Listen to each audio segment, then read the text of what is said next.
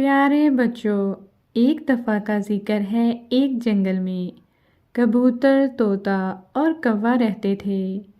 تینوں کے گھر قریب قریب تھے۔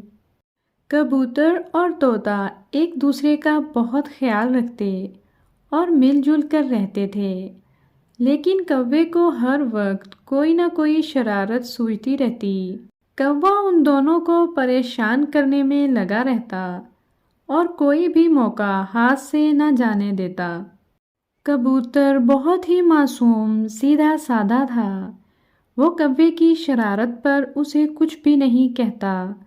یہی وجہ تھی کہ کوے کی زیادہ تر شرارتوں کا ہدف کبوتر ہی ہوا کرتا تھا۔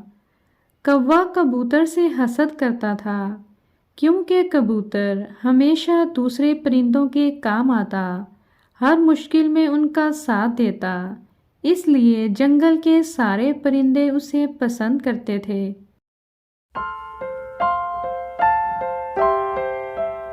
ایک دن تنگ آ کر کبوتر نے مور میاں سے شکایت کی کہ کوا کبھی تو میرا گھر گندا کر دیتا ہے اور کبھی میری غیر موجودگی میں میرا کھانا چرا کر لے جاتا ہے۔ کبوتر نے خود بھی کوے کو سمجھانے کی کوشش کی، لیکن کوے پر کوئی اثر نہ ہوا، بلکہ وہ روز بروز بگڑتا چلا گیا۔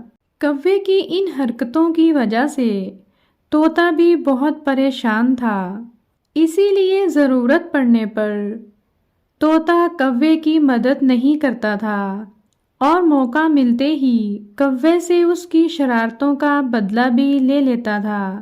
لیکن کبوتر نے کبھی بھی کوے سے بدلہ نہیں لیا اور نہ ہی کبھی برا بھلا کہا، بلکہ وہ اسے ہمیشہ سمجھاتا رہتا تھا۔ ایک دن خوب بارش ہوئی۔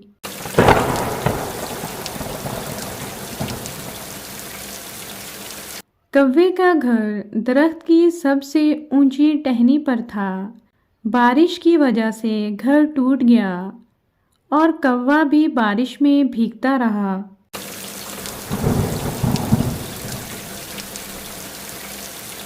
جب بارش رکی تو طوطا اور کبوتر اپنے اپنے گھروں سے باہر نکلے تو انہوں نے دیکھا کہ کوے کا گھر گر چکا تھا اور کوا بہت پریشان بیٹھا تھا۔ کوے کی یہ حالت دیکھ کر طوطا بہت خوش ہوا اور کہنے لگا، آج کوے کو اپنی شرارتوں کی اچھی سزا ملی ہے، اب وہ کسی کو کبھی تنگ نہیں کرے گا اور درخت پر رہنے والے پرندے اس کی شرارتوں سے بچ جائیں گے۔ لیکن کبوتر نے کوے کی مدد کی، اسے اپنے گھر لے گیا